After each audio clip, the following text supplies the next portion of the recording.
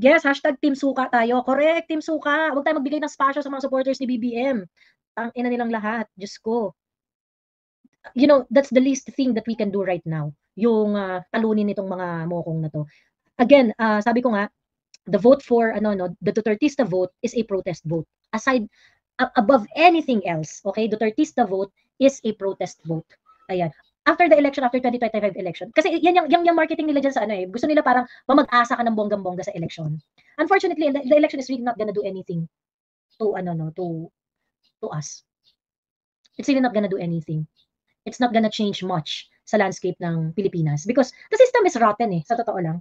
The system is rotten So, sila kasi lalo na yung mga yung mga gustong manalo. Ang strategy kasi niyan mambola. At mabobola ka kung ikaw ay mamamag-asa, gano'n. So kung nga mamamag-asa ka, hindi kailangan iboto natin ang ganito, iboto natin ang ganyan, no, no, no, no. This election is going to be a very crucial point for the next elections to come. Okay? If we are not going to allow Duterte aligned politics to win this election, ibig sabihin kaya nang panalunin ng team team sinusuka ang kahit sinong kandidato nila moving forward, and probably that's going to be the situation for the next 3 election cycles. It's gonna be very very difficult to break. Magiging mahihirapan na tayo na i-break yung ganong klaseng yung ganong klaseng sitwasyon. So therefore, if kung tayo ay boboto at susuporta sa mga kandidato ng Pangulong Duterte at ni Inday Sara, ni Vice President Inday Sara, because they both endorsed, okay, same group of people, siyam na kandidato sa pagkasenado ang in-endorse ni PRRD at ni Inday, pareha solid, okay? And we really need to put them there in the Senate.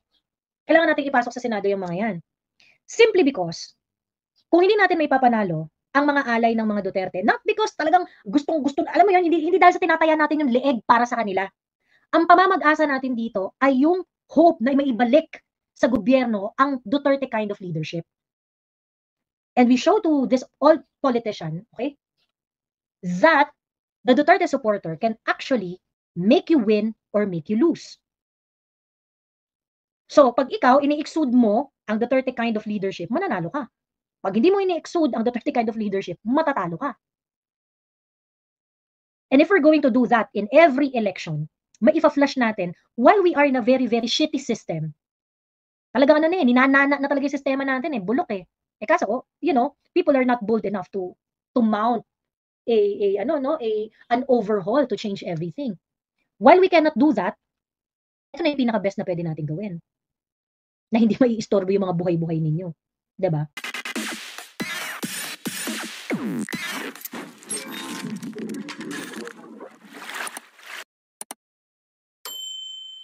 Okay, maraming salamat, no? At nasa 60,000 na tayo sa YouTube. Ayan, palakpakan natin ang ating mga sarili. Maraming salamat sa mga nag-subscribe at sana ay marami pa kayong dumating sa mga susunod na araw pagkat matindi yung matindi yung mga magiging usap-usapan at magiging matindi yung mga issues na kailangan masagot in the next coming days. Nandiyan yung sa bicameral committee report na inaakyat na sa Korte Suprema dahil it really affects the constitutionality of the 2025 national budget. So medyo madugo iyon kasi, well, hindi medyo, talagang madugo iyon. Kasi we're talking about the national budget na hindi pina-prioritize ang welfare ng mamamayan. Bagkus obviously mukhang merong mga nagmamanipulang, mga ilang individual sa kung sino ang dapat napondohan at kung kanino dapat mapupunta ang kaban ng bayan, ang pera sa kaban ng bayan. Dito maganda. Of course, karimari-marin to, kadiri ito. Ayan. At ang maraming issue sa national budget natin, no, isa na dyan yung sa katerbang insertion at yung 28 na items na blank sa bicameral report na hindi natin alam kung sino ang nag-supply ng figures. Kasi ito talaga, may paper trail kasi ito Ito hindi madi-deny. Kasi yung sa insertion, while problematic yan, it's really more of a moral problem 'di ba? Kagaya nung pagbibigay ng House of Representatives sa sarili nila ng bilyong-bilyong pera na hindi man lang sinabi, hindi man lang dineliberate kung para saan, sinong hahawak, ano bang purpose niyan. Matatandaan nyo, no? Yan talaga yung sobrang kadiri. Yan yung sobrang kadiri talaga na nirepost niya ni Sasto sa kanyang page. And I would just like to reiterate that. Dahil alam niyo naman, every time na nagla-live ako, lagi kong hina-highlight ito. Dahil aside doon sa problema doon sa bicameral committee report. Okay, aside doon sa problema doon, ito kasi inagrihan to ng House of Representatives. Pinagbotohan, nagkaisa sila sa pagiging buwakaw. Ayan. Yan ang ginawa nila ng House of Representatives. Nagkaisa sila sa pagiging buwakaw. We are talking about the budget that they had given to themselves. Ayan, 75.6% increase noong 2020 for the 2023 budget, 77.21 increase para doon sa kanilang 2024 budget, at nung 2025 itong budget na ito na kinwestiyon sa Supreme Court, merong 105.93% na increase. Increase from what? Increase from their original proposal. Okay? Ang pinropose ng House of Representatives na budget para sa sarili nila, originally ay 15.97 lang noong 2023. Noong 2024, ang original proposal ay 16.17. Noong 2025, ito ay 16.34. Ayan lang ang budget na nire-request nila. Pero ano nangyari? Pagkatapos ng version ng Senate at nung nagkapirmahan na after ng BICAM, okay? After ng bicameral report, nagpasok sila ng budget sa sarili-sarili nila na higit na sobra-sobra, okay? Higit na sobra-sobra kesa dun sa pangangailangan nila. Ito lang yung ni-request tapos ito yung na-approve. Magkano ang dinagdag nila dito? Ang tinagdag nila dito ay, ba't hindi nakalagay? Pinutol ni Ka-Moisture. Ayan. This is around 12 billion pesos. 12 billion pesos. This is around 12.5 billion pesos. And this is around 17 billion pesos noong 2024. Yun ang dinagdag nila. So of course, ito hindi to kasama dun sa mga tinanong na whether it is constitutional or not. Hindi yun nasama sa mga kinwestiyon sa House of Representatives. But it is morally wrong and incorrect. Sobrang buwakaw. Sobrang buwakaw. Tangina, in-explain nyo ba sa amin yung dagdag? Para saan yan? Sinong gagastos? Anong proyekto? Saan yung pagkakagastosan yan? Bakit nyo kailangan ng additional na budget kumpara dun sa pinropose ninyo for that fiscal year? Diba? So, ayan yung mga bagay na kailangan talaga nating tanungin, usigin, at talagang kailangan ito talagang hindi nakakalimutan ng bawat Pilipino, no? Talagang kadiri ito, kadiri, sobrang kadiri, immoral. Sobrang immoral. So yan ba ang House of Representatives na pagkakatiwalaan ninyo? Nagkakaisa na sila sa pagiging buwakaw. And of course, that funds is being controlled by the Speaker. Now, if we question you in the House of Representatives kung para saan yung gamit ng mga additional funds na pinagsisisiksik nyo sa budget, ina-explain nyo ba? Ina-explain nyo ba? Na nyo? Na mo? Of course, hindi ba nag-e-explain kasi ayaw nga natatanong eh. Ayaw nga natatanong, di ba? Ayun. So anyway, yan, okay? Yan, paunang ano lang yan, no? Paunang paalala lang natin sa lahat. At syempre, kailangan natin sabihin yan para malaman ng lahat kung bakit nakakadiri ang House of Representatives. Ayun. Okay, well anyway, bago tayo magtuloy sa ating mga pag-uusapan ngayong araw, ay babatiin ko lang ang ating mga first honor, si Nili Informanes. Hello, hello. Dinifer, hello. Nati Vasquez, hello, hello, Ma'am Nati Vasquez. Ayan. Ate Che, hello ang Ate Che ko. Si Ate Che ko ba to? Ayan, oo. Hi, Ate Che, kamusta ka na? Ingat ka parati. I love you, I love you. Nessa Onji, hello, hello. Grace from UK, hello. Spicy HK, hello. Hemonito. Nanay Tita, hello, hello po sa inyo. Judy Daned. Junie Daned yata. Daned. Hello, hello po sa inyo. Queen Precious Vlogs, hello. Spanish Sardines, hello, hello. Narina Marin. Hello po sa inyo, Ray Pileo, yung mga ano natin, mga usual tambay natin dito. Sahara Night, watching from Danau, Cebu. Ayan, hello sa inyo. Okay. Ay, si ano ba yun? Si Juan de la Cruz ba yun? Sino ba yung vlogger na yun? Yung sobrang bitter sa buhay. Ang pangalan nun? Juan, teka, i-check ko nga.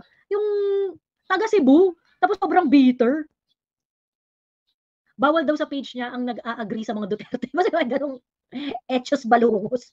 Tapos AI engineer daw. Ayan, teka nga, tingnan ko lang ulit. Taga Cebu yun eh. Asa na ba yun? Tatabunan yata.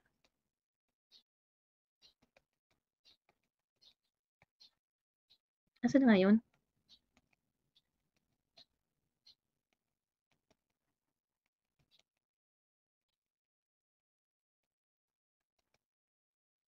Di ba ba? Teka lang. Juan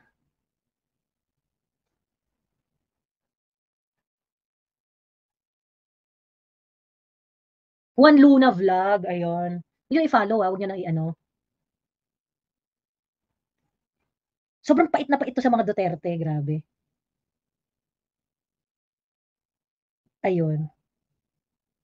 Sabi niya, Team Suka, the ultimate lineup of sinungaling, uto-uto, kapalmoks, and abusan. Ako kasi, well, anyway, taga Cebu to. Naalala ko lang kasi sabi ni Spanish Sardines ay taga Cebu siya. Ayun. Uncle Taco, hello, hello, babaylan sa Davao. Yes, hashtag Team Suka tayo. Correct, Team Suka. Huwag tayo magbigay ng spasyo sa mga supporters ni BBM. Ang ina nilang lahat. Diyos ko. that's the least thing that we can do right now, yung talunin nitong mga mokong na to. Again, sabi ko nga, the vote for the Dutertista vote is a protest vote. Aside above anything else, okay? Dutertista vote is a protest vote. Ayan. After the election, after 2025 election. Kasi yan yung marketing nila dyan sa gusto nila parang mamag-asa ka ng bonggang-bongga sa election. Unfortunately, the election is really not gonna do anything to to us. It's really not gonna do anything. It's not gonna change much sa landscape ng Pilipinas because the system is rotten sa totoo lang. The system is rotten So, sila kasi lalo na yung mga yung mga gustong manalo. Ang strategy kasi niyan mambola. At mabobola ka kung ikaw ay mamamag-asa, gano'n. So kung nga mamamag-asa ka, hindi kailangan iboto natin ng ganito, iboto natin ng ganyan, no, no, no, no. This election is going to be a very crucial point for the next elections to come. Okay? If we are not going to allow Duterte-aligned politics to win this election, ibig sabihin kaya ng panalunin ng team team sinusuka ang kahit sinong kandidato nila moving forward, and probably that's going to be the situation for the next 3 election cycles. It's gonna be very very difficult to break.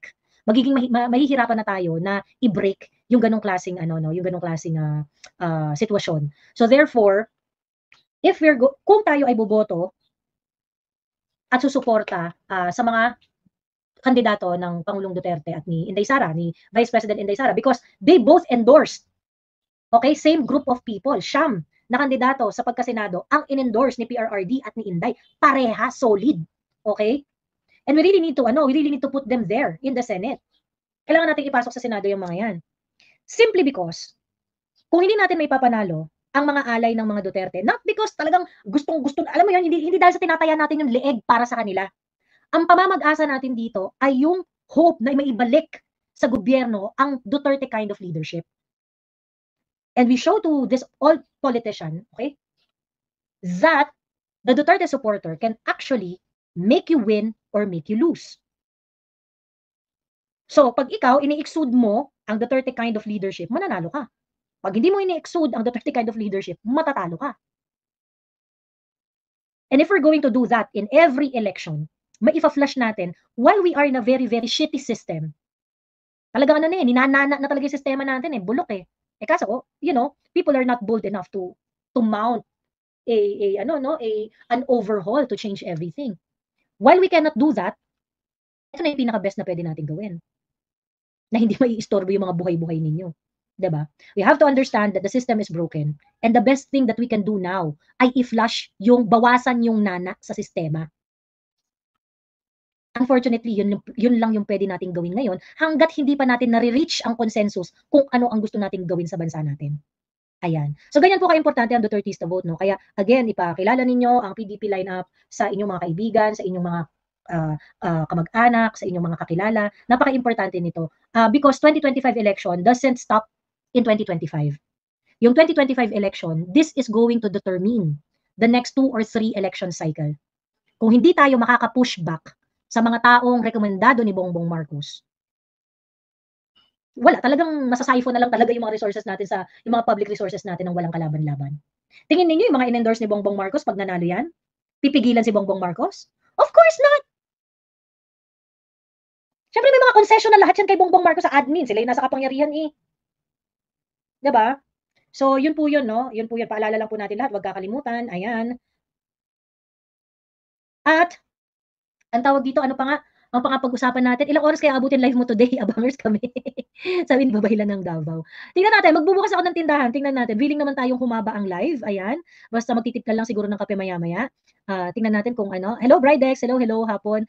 Long time no see. Miss ka na namin tuloy. Tuloy lang laban sa mga abusado sa gobyerno. Lalo na ang tambalos-los, Congressman. Ipanalo natin ng Team Suka ni Duterte Senatorial Slate. Ayan. Ma'am Joey, nakita mo na sa Manila Bulletin, bumababa ng 39% ang foreign investment noong 2024. Ayan. Hello, Architect J Vlog. Hello sa inyo. Ayan. Shout out, ni-restrict ako sa live ni Abogadong Kanin, Renzo Cruz. Dahil ni-real talk ko siya. Binanatan ko, idol, bangag niya. Sino yung Renzo Cruz? Ayun. Okay, dami-dami nyo na, no? Hi, Kat! Sana mag-declare na unconstitutional yung GAA at marianak ang previews para may budget ang PhilHealth, sabi ni Kat. Nakakadiri yung pinagagagawa.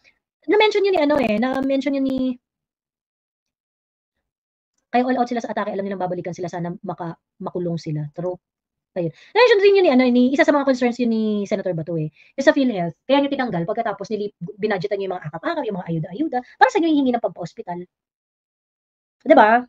Para sa inyo hihingi ng pampa-ospital. O 'di ba Joey Aquino ganun yung ginawa mo?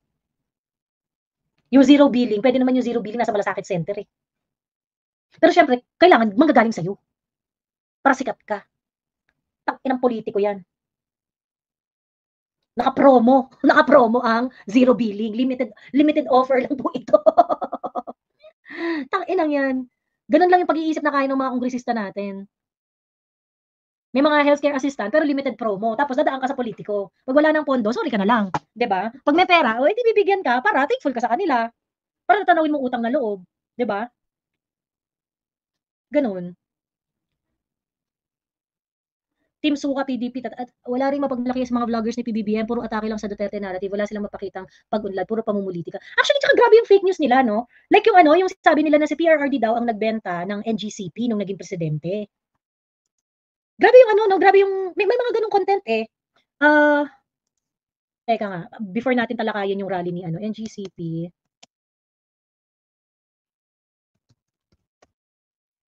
Meron to maraming to ano, marami tong mga video na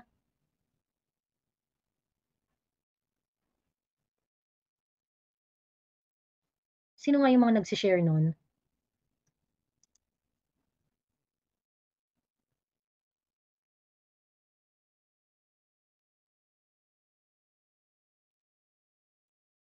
May mga ano nun eh, may mga kumakalat na super fake news tungkol doon.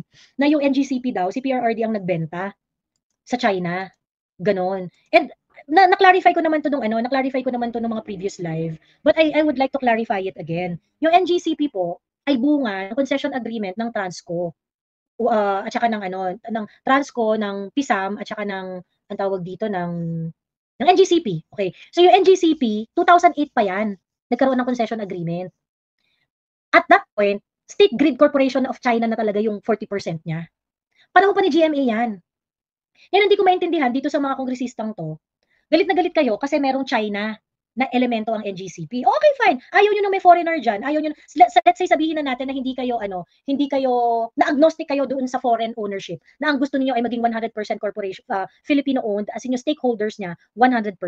Okay? Kasi under our laws, hindi naman kasi siya, required na maging 100% stake 100% owned by Filipinos. Still a Filipino corporation kapag sumunod siya doon sa 60-40. Eh ngayon, yung 40% niya, ang may-ari is State Grid Corporation of China. Ganon. So, sabihin na natin na ayaw ninyo na merong foreign element itong NGCP. Kasi galit na galit kayo ngayon. Adi turn it into 100% Filipino corporation. Pero kanino yung ibibigay yung stake? Yung 40%. 'Di ba? Kanino ibibigay yung 40%. Pagkatapos, ang isa pang issue doon ay, kung kunwari, kasi meron pa active pa yung concession agreement, eh, syempre contract yun. Kung contract yun, kailangan mong i-forcibly take yung stake ng, yung ownership ng state corporate, nung State Grid Corporation of China. Kailangan mong tanggalin. At syempre, mag-violate ka ng contract. So, ano yung mga implication nun? Syempre, pagka ganun, what's gonna happen? Baka lalong ma-turn off yung mga foreign investor. Kasi pagka kunwari, pinwersa nyo siyang tanggalin yung ownership niya dun sa NGCP and it breaks the original agreement. O sino pang gaganahan na foreign investor na mag-invest dito? Kasi syempre mga investor isipin nila, putang na mag-invest kami dyan pagkatapos pagka kumikita na at saka okay na. Baka i-take lang ng government ninyo anytime tapos ibigay lang sa mga oligarchs, di ba?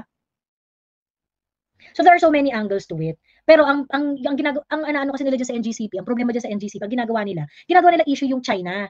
It's not really about it's not really about yung parang ayaw namin ng foreign ownership dyan because it's China. Kapag ka ba kunwari ibang bansa yung may-ari ng 40% na yun, will they be as aggressive as this one? I don't think so. Ayun. I don't think so. Okay! Ayun. Alis na doon kapatid ko. Sorry naman. Sorry sa pagsigaw. Ayun. So yun. Nakakaloka lang. Tapos ang ginagamit kasi sobrang nilito na nila ng nilito yung issue dyan sa NGCP eh. Tapos ngayon sinasabi nila, it was PRRD who sold NGCP to China. Mga tanga, 2008 pa yan. Nandiyan na yung China, 2008 pa lang. Ngayon kayong mga nasa kongreso, ba't di niyo maaway-away si GMA? Eh, panahon pa ni GMA yan. Kasi hindi nyo kaya si GMA. Tigil-tigilan nyo ko. Eh, kasamahan nyo si GMA sa 90th Congress? O ba't di nyo siya tanungin? Panahon niya nangyari yan. Diba? Saka number 2, social media is the new kingmaker. Remember, Donald Trump win because of so many podcast appearances. Malakas na Duterte sa social media pa lang. No need ng sorties pa, sabi ni Rowena. Well, I think kailangan pa rin natin, no? Kasi marami pa ring part ng marami pa ring part ng Pilipinas ang decisive pa rin yung yung presence. Ganon. So importante na aside from the social media presence, may pa rin, aside from the social media presence, may actual presence, physical presence pa rin. May malaking laban na rin talaga sa social media. Nakita naman natin. yung post ni, Diyos ko, viral si BBM sa social media for all the wrong reasons. 'Di ba? Sa Malampaya, di sila pumalag. Talo tayo sa British company Shell. Malaki kuha nila. 10% lang share natin. Galit na galit sa China pero ang ginagamit made in China, kakapal talaga ng mukha. Bakit kaya nag-imbita ng foreign investors kung ayaw nila ng foreign ownership? Diguin ng batas na 100% Philippine owned imbes sa 60-40. Racist lang mga hinayupak, ba't gusto nila ang US? Sabi ni Susan Nordade. Yun nga Tita Susan eh. Yun yung problem. Hindi kasi talaga yung sobrang skewed talaga ng interpretation nila sa mga in any situation Sobrang hindi mo talaga maintindihan kung saan papunta. Kasi they are just trying to argue based on what will benefit them. Wala talaga pupunta. Walang honest dyan sa House of Representatives. Lahat dyan crocs. Pati sa Senate. Sa totoo lang. Lahat sila crocs. Example lang bago lang tayo pumunta dun sa main event natin. Example ng mga skewed na values ng House of Representatives. Example lang. Teka, nasisilaw ako sa ilaw ko. Ayan, okay. Example ng ng mga skewed values ng House of Crocs. Di ba galit na galit sila sa Pogo? Kasi yung Pogo daw, ang dami raw krimen na nangyayari, ang dami raw ganyan-ganyan. Pagkatapos, ginagamit daw ng China para mag-spy sa Pilipinas, yung mga ganong etos balungos. Okay, fine. Ayaw nyo ng Pogo. Kasi sugal. Pagkatapos, madaming krimen na nangyayari na associated sa sugal, sa Pogo. Kasi gano'n naman talaga eh. Ang sugal talaga, kasunod ng sugal, drugs at saka money laundering, krimen, kidnapping, mga ganon. Kasi, tawag dito ang sugal, dahil cash basis siya, nagiging labahan niya ng mga ng mga hindi ka nais-nais na activities.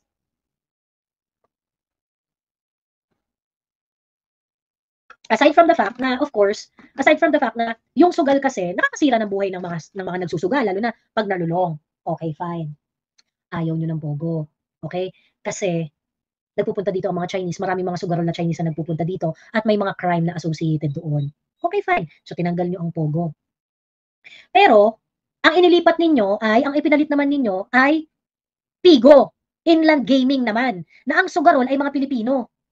So, in that case, naprotektahan nyo ba yung mga Pilipino tungkol sa naprotektahan nyo ba yung mga Pilipino sa mga associated na kriminalidad na maaaring mangyari? Kasi sugal pa rin yan eh.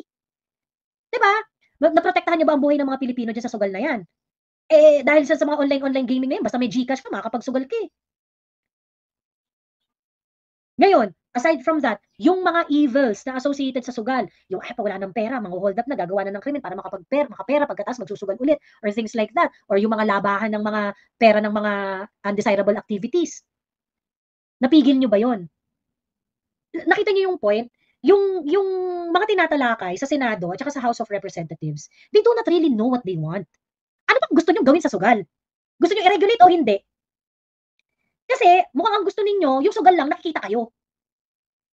Pag yung sugal, hindi kayo kikita, ayaw nyo. Siguro dahil hindi kayo kikita sa Pogo, dahil niregulate na nga yan ni PRRD eh. Nilisensyahan na yan ni PRRD, yung mga Pogo-Pogo na yan. So, ibig sabihin, they cannot operate as, they cannot operate schemingly. Binabantayan na ang galaw nila.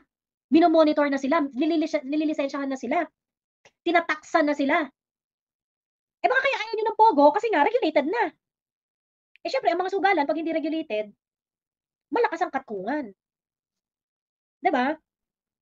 Ayaw nyong i-regulate kasi mas malaki ang kotong pag unregulated ang sugal. Ganun lang yun. Hi, Mama D. Joey, belated happy birthday. Maraming salamat po, Mama D. Ayan. Maraming salamat. Actually, hindi po ako nag-birthday nung weekend. Yung birthday ko po nung February 5 pa. Ang birthday marami nga kaming February pinanganak dito sa bahay. As in immediate family.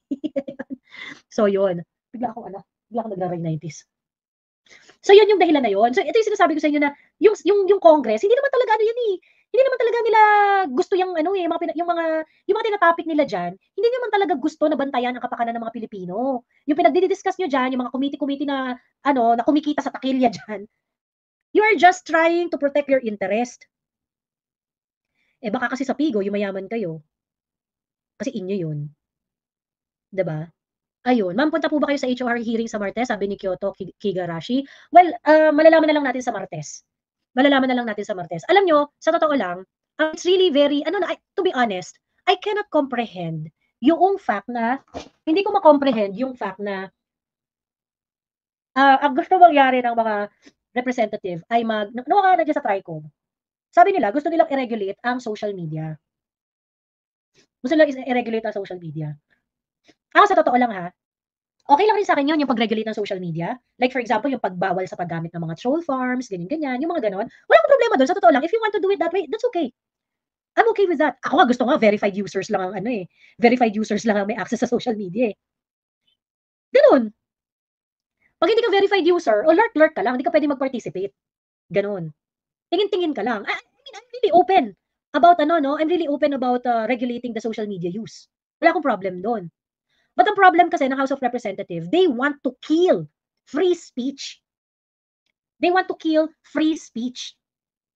Content namin, dun kayo galit sa content namin. And do I have to explain this again and again? Di ba si Benny Abante, kaya siya galit na galit sa akin kasi minumura ko siyang putang ina niya? At ayaw ni Benny Abante na minumura ko siya. Bakit? Ba't ako pipigilan? Eh kung bulok yung trabaho mo dyan sa House of Representatives, mamumura ka talaga. Diba? So these are the things that I am considering. Si Paduano, di ba sinabi na nga niya, contemptible yung aking excuse letter? Is there any guarantee na kapag pumunta ako dyan sa House of Representatives, hindi niyo ako ikukulong? Eh, klarong-klaro na galit kayo sa akin at personal ang pakay niyo sa akin. Diba? So, ano gagawin natin dun? Disregard ko na lang? Punta ako? So, ewan ko, pag-isipan ko, sabi ko nga, magkikita-kita rin kami ng mga yan sa tamang panahon. Magkikita-kita rin kami sa tamang panahon. Ayun. So, ang tawag dito, I just can't understand why these people cannot respect freedom of speech. Okay? Matatandaan nyo noon, si Senator Bato, yung hearing kay Jonathan Morales, at saka yung sa KOJC, tinumura si Senator Bato ng mga DDS noon. Galit na galit na sa kanya. Galit na galit na kay Senator Bato. Grabe, tinawag pa nga naming marshmallow yan eh. Si Senator Bato sa buwisit ng mga Duterte supporters sa kanya eh. Anong ginawa ni Senator Bato? Sinagot niya. Pinagtanggol niya yung sarili niya. In-explain niya yung sarili niya. Of course, marami pa rin hindi natatanggap yung explanation ni Senator Bato na parang, Senator kasi parang bakit ganyan? Parang ano naman kayo, ganyan-ganyan.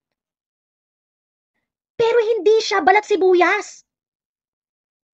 Hindi na siya nagpatawag ng TRICOM para, or whatever ng inquiry na parang, bakit niyo ako minumura? Di ba magkakampi tayo?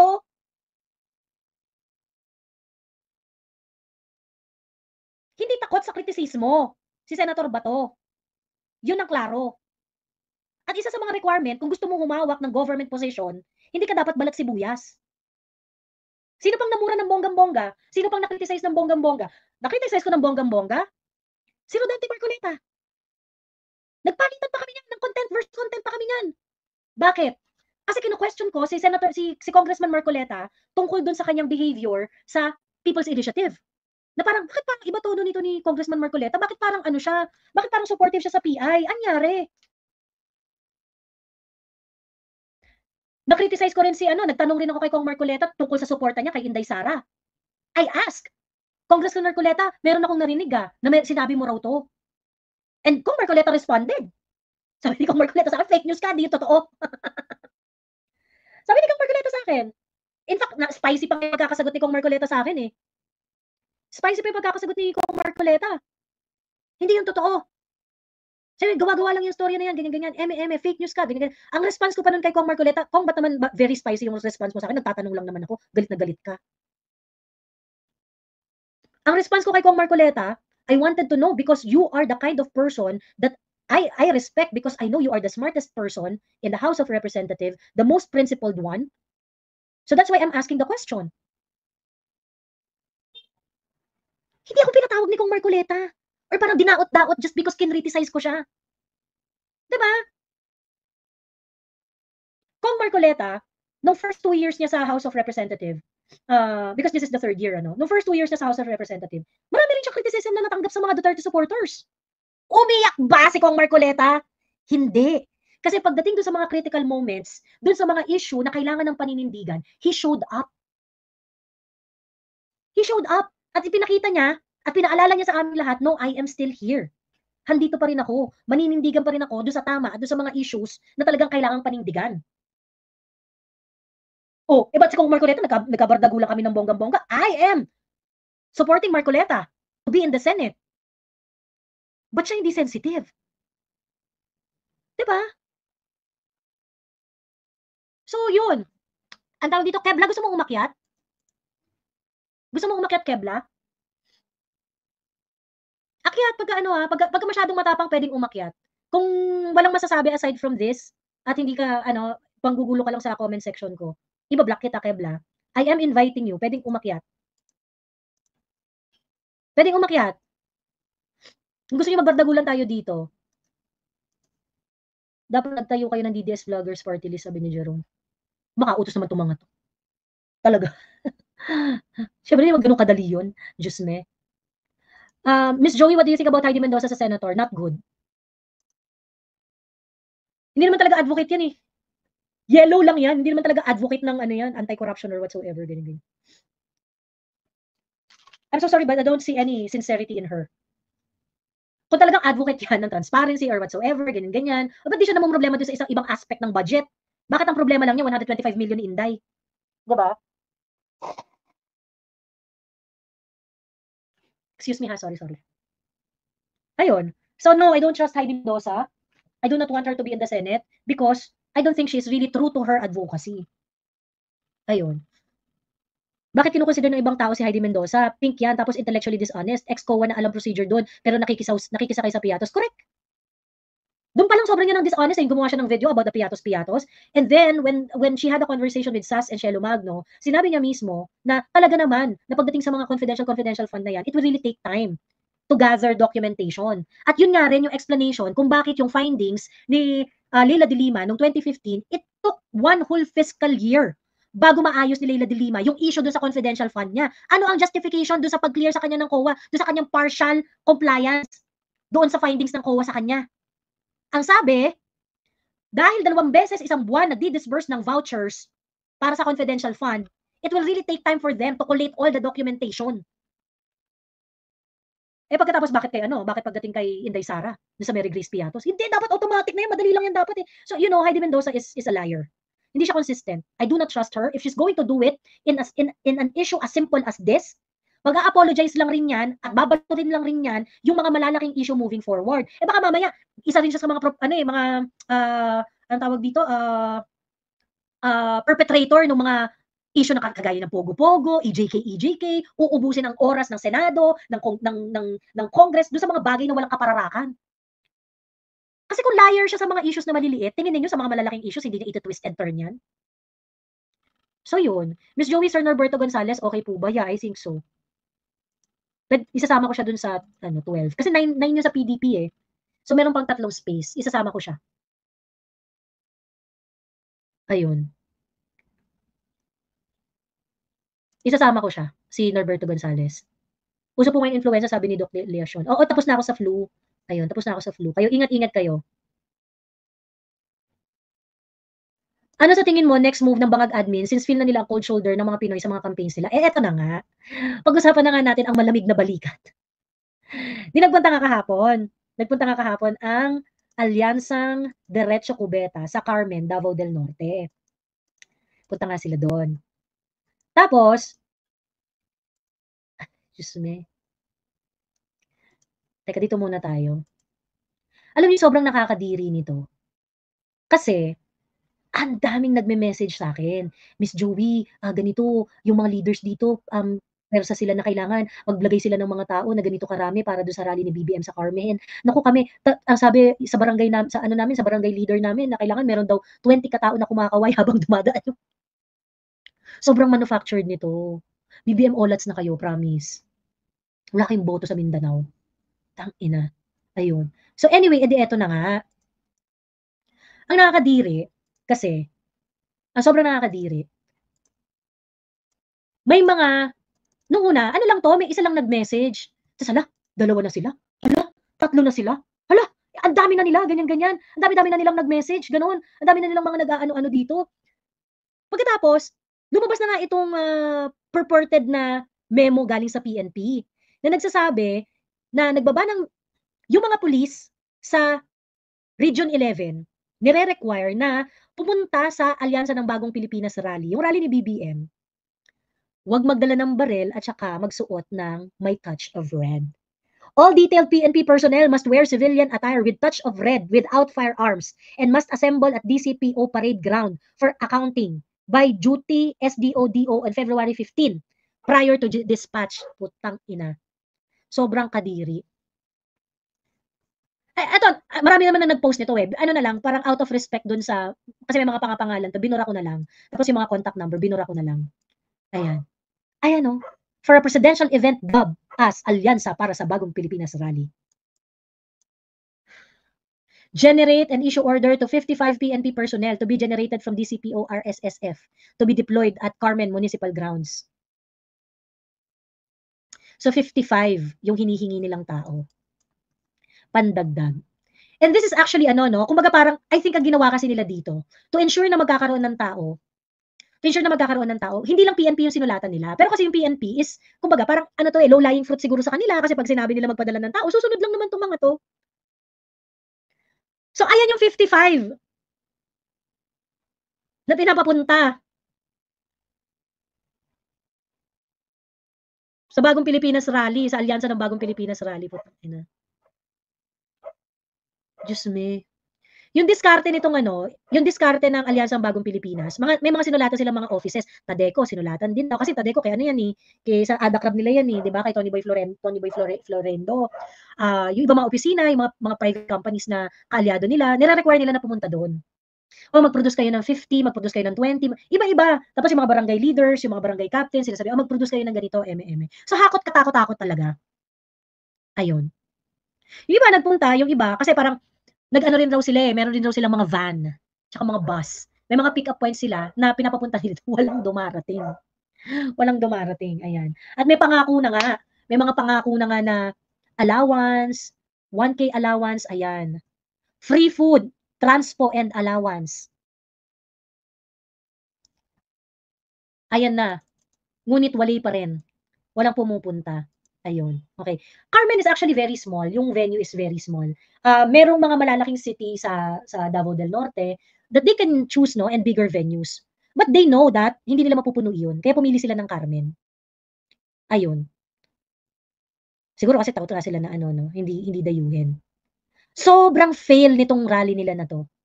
At talaga nakatikim talaga si BBM ng sampal na malakas sa mga taga Mindanao. Hindi ka nila gusto, BBM. Hindi nila gusto yung alyansang adik nyo. Ayun. May mga videos pa na lumalabas na ano, ang tawag dito, eto na nga, pinilit-pilit pumunta dun yung mga tao.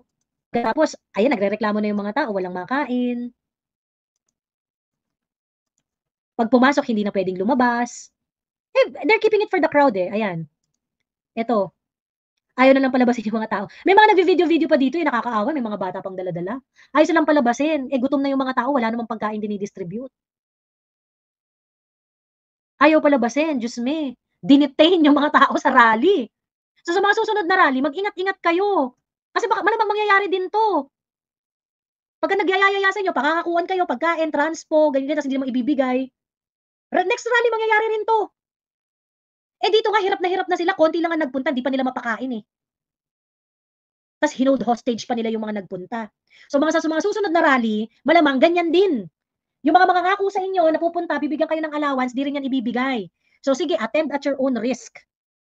I'm very sure, ganyan rin ang sitwasyon yan o baka mas malala pa. So after yata nito, meron pang isa or dalawa na rally sa Mindanao. Pagkatapos yung mga susunod nila na rally, gaganapin na sa konting Visayas at karamihan sa Luzon. So ngayon, kayo mga taga Luzon, mga taga Visayas, malamang sa malamang gugutumin kayo at i-hostage din kayo sa rally. At hindi kayo paaalisin hanggat hindi tapos. Gagawin kayong props to the highest level. Ayun. So hindi ko pa nagigising itong team addict na to, itong team sinusuka na to, walang may gusto sa inyo. And sa totoo lang, I hope everyone na siguro kunwari pupunta kayo diyan pagkatapos ano, prangkahin niyo. Gawin niyo rin 'to, mag-take kayo ng videos sa mga pang-aano nila, sa mga panggigipit nila na ganyan. Kung nangako sila ng 1,000 at hindi binigay, i-post ninyo. 'Di ba? Kunin niyo lahat, yung pagka nagpa-ayuda sila, kunin ninyo lahat ng ayuda, pera niyo yan, eh. Pero kagaya nga ng sinasabi ko, ang mga ayudang binibigay nila, ang kapalit niyan ay sangkaterbang prinsipyong binenta nila. So, wala kayong utang na loob, 'pag kinuha niyo yung ayuda, pera niyo yun, wala kayong utang na loob dun. Ayun, sabi ni Ray, London rally kami, 1 PM dito, sabi ni Ray, ayan. Ay, and ano ang tawag dito, may rally nga sa UK 'no, today. May rally nga sa UK, ayan. So, mag-take kayo ng maraming pictures at saka i-share ninyo ha, Sir Ray, ayun. So yun ang ano 'no, yun ang ano diyan, yun ang kalaban natin diyan. Sangkaterbang ayuda, pero let us make sure that yung ayuda will not translate to vote. Yang ayuda na yan, kaya yan nakarating sa mga palad ninyo because sangkaterbang prinsipyo ang binenta para lang diyan. Kaya wala kayong utang na loob kapag kayo ay naka-receive ng ayuda. Okay? Ayan, ready na ang Cebu sa pagdating ng Alyansang Bangag, marami kaming Duterte dito. Correct. Alam mo pa sa mga rally ng mga ano, sa mga rally ng Team Adik, anuhin ninyo, ang tawag dito, make sure na let us ostracize them and embarrass them na hindi sila ang choice. Iparamdam natin na hindi sila ang choice ng mga tao. 'Di ba? Punta kayo doon, kunin niyo yung ayuda, pero sigaw kayong Duterte, 'di ba? Aba, kayo pa mahihiya? Tayo pa mahihiya? Eh, pera natin 'yon. Ang gusto nitong mga putang inang 'to, kukunin nila pera ng bayan, kukunin nila ang pera natin, ta's ibibigay nila sa atin, ta's tayo pa may utang na loob. 'Di ba? Walang kasing kupal, 'di ba? Walang kasing kupal. So, alam niyo, malakas yung ano 'no, malakas yung ating presence sa social media. Kasi nga, if you're going to look at the reaction of the people, lalong-lalo na ito sa rally nila sa Carmen, ayan, Diyos ko kakaloka. Eto na nga, yung rally sa Carmen, ayan. Ay eto dito, 87,000 yung react dun sa main post, ayan. Eto yung main post, "Payag ba kayong bumalik sa panahon ng lagim o ituloy ba natin ang biyahe patungo sa isang maliwanag?" Putang ina mo, paano maliwanag, ulul. Paano magliliwanag, wala ka bang nagawang tama para sa bayan, Diyos ko, Bongbong Marcos. Ayan. So anyway, ayan, eto ang ano 'no, eto yung main post. 87,000, 71,000 ang tinatawanan siya. And this is the conversion that we need ano, kailangan i-convert rin natin 'to sa warm bodies. Pero eto ang nakakaloka, okey? Eto ang nakakaloka. Walang naniniwala dito sa crowd na 'to dahil hinakot niyo 'tong lahat. Meron bang siguro dapat ano 'no, sino ang nagpunta diyan sa Carmen out of their own love and devotion for the Team Adik? Meron ba nag-post? Meron ba nag-post na gano'n? Pero marami akong nakitang nag-post na pumunta lang sila diyan dahil gusto lang nilang kunin yung allowance, ayun. Dahil gusto nilang kunin yung allowance. Ngayon, ito ang nakakaloka, 719,000 ang react. Grabe ang dami for this picture alone. For this picture alone. 688K tinatawanan. Ayun. At least yung 700 ilan ba 'tong ano? Ayan, 748 kasama pa dito si Mayor Baste na nag-hug. Naawa na siya kay BBM. Ayun, hinug na lang niya, sabi ni Mayor Baste. And this kind of percentage 'no, eto paunang salvo pa lang 'to, paunang salvo pa lang 'to and sa social media nakikita. And let us not stop in making our presence felt. Sabi ko nga, we have to wage a huge social media war against dito sa mga putang inang 'to para malaman nila kung gaano tayo karami. 'Di ba? Ganyan, Miss Joey, ganyan ang gawain nila, hino-hostage nila mga tao sa distribution ng AKAP noon sa Cavite. As in nilak yung gate ng venue hanggang matapos. Para nga magmukhang marami, 'di ba? Next time maging matalino, dapat kaliwaan, tapos at the end of the day, rally, sigaw Duterte. Correct! Alam mo magandang advice 'to ha, dun sa mga kinukuha, dun sa mga hinahakot, since 'pag hinakot kayo, kaliwaan dapat. Bago kayo pumunta, bigay muna yung bayad. 'Di ba? Kahit kalahati. O pagkatapos yung other half, pagka-uwi ninyo. Para sigurado hawak niyo na yung bayad. Ayun.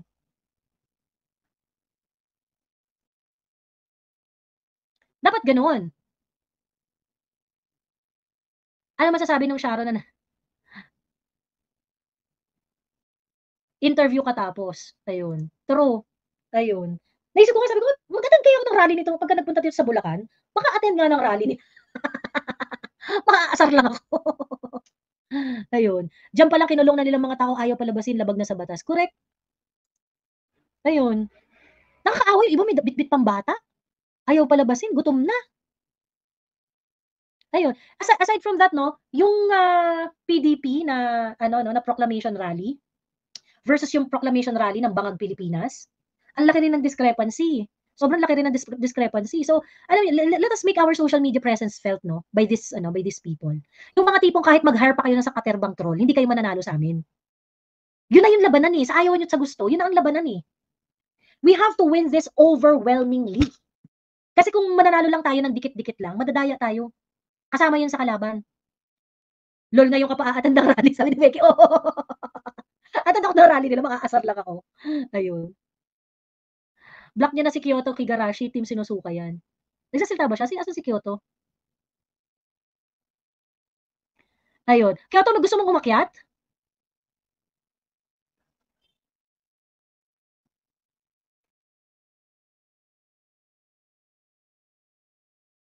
Ano yung labag sa batas? Sabi ni Muller Rouge, we are getting stronger by the day. Miss Joey, the anger of the people is just the same equation as their corruption. Mas lalala pa anger sa SOCMED as some goes by. Baka mag-turn off na sila ng notif nun. True yan, Miss Joey from Mati Davao, 5 bus ata, then hindi sinabi na BBM rally, sa kalagitnaan po, at 500 pesos lang ang binigay, gutom na gutom sila, grabe, no? Actually, sa Davao de Oro, dami nga raw talagang kinukuha, tapos hindi pumapayag yung mga tao. Naghakot talaga sila from different parts of Davao region. Walang na hirap silang maghakot. So parang ang naging nila, isa sa mga resort nila is really to ask yung mga different companies, different sa mga police na magpadala ng 55 katao. Ayun. So yun ang pampapalakpak. By the way, teka, before ako pumunta sa iyo LDC, CY and Epic Science, before I go to you and give the floor to each and every one of you, I would just like to say something about PNP. Kasi sa totoo lang, nakakaawa ang mga pulis under BBM administration. And yung mga pulis kasi natin, before PRRD time, you are already suffering from bad image. Pulis patola, walang kwenta, wala kayong nasusolve na problema, pag nanakawan kami, as goodbye na yon kasi wala naman kayong nahuhuling kriminal, yung mga ganon. Ang sama-sama ng image ng mga pulis prior PRRD. And the image of the police men drastically changed noong panahon ni PRRD. It drastically changed noong panahon ni PRRD. Tumaas yung sweldo ninyo, naging reliable kayo, naprotektahan niyo ang maraming Pilipino, sinasaluduhan namin kayo, at overall, tumaas ang respeto namin sa kapulisan. Bumaba si PRRD na napaka-high moral ng mga pulis. Maraming problema. Of course, lahat naman ng institution, marami namang problema. Marami pa rin problema ang PNP. But, naiba na yung tingin namin doon sa uniforme ninyo. Under BBM, I am so sorry to say, at alam ko na part ng trabaho ninyo ay mag-follow ng chain of command at wala kayong magawa kung ano yung inuutos sa inyo. You have a terrible, terrible chief of police na si Romel Marbil na pinagtatanggol ang mga adik. Naging tagahanap na lang kayo ng heartbeat sa compound ng KOJC. Mukha kayong tanga dun. Okay? Naging tagapagkaso kayo kay Inday Sara kasi tinapik kayo. Ang tanga nyo rin dun. Naging taga-like and share kayo ng mga post ni Marbil. Naging troll farm na lang kayo. Ang tanga nyo dun. O pagkatapos ngayon, gagawin kayong tagapalakpak sa rally ni BBM. Tanggap nyo ba yan? Yung uniform nyo na pinaghirapan ninyo, yung uniform ninyo na talagang dugot pawis ang pinuhunan ninyo, tas ganyan lang ang trato sa inyo ni BBM. Gusto ko lang ipaalala sa inyo, no, sa ating mga kapulisan. Andyan kayo even after BBM is gone. Andyan pa rin kayo But I would like you to know na habag kami sa sitwasyon ninyo. And I hope na you are also taking it seriously. Kasi itong trabaho nyong ito ay habang buhay nyong daladala. Unlike any other profession, no? Kasi pag ikaw nagpulis ka, diba, more or less yan yung gagawin mo buong buhay mo It's really, to a certain extent, it is a vocation. Diba? Pag nagpulis ka, pumasok ka sa ganitong klaseng trabaho, more or less you're expecting to do it for the rest of your life until mag-retire ka. And this is part of your career. Pinapunta kayo ni BBM para pumalakpak sa rally niya. And I hope you're not you're not just accepting it na wala kami magagawa ganyan. There must be a conversation within your ranks na dapat hindi ganito ang trato sa inyo at hindi yun masama. I-communicate niyo naman dun sa liderato ninyo na hindi kayo dapat ginaganito. Magkaroon din naman kayo ng self-respect. I'm not saying magkudeta kayo or whatever, Ang sinasabi ko lang, aba dapat naman makatwiran kayo, mukha na kayong tanga. Kaming mga taxpayer na nagpapasweldo sa inyo, sa inyong mga pulis, kami nagsasabi mukha kayong tanga. Makatwiran naman kayo diyan. Kawawa kayo, eh.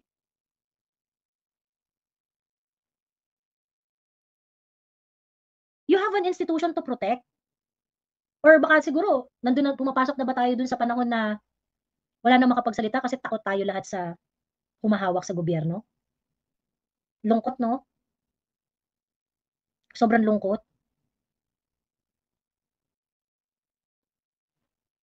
Kasi kung hindi niyo kayang mahalin yung mga sari-sarili niyo at yung mga trabaho ninyo, eh, ano pang aasahan namin? Wala, mabubulok na lang tayo ng mabubulok. Kung kaya niyang gawin sa uniformed people, uniformed personnel, tingin ninyo hindi nila kayang gawin yan sa ordinaryong taong walang baril? Tae-tae na lang tayo pare-parehas dito sa bansang 'to, ayun. So, sobrang kadiri, sobrang kadiri.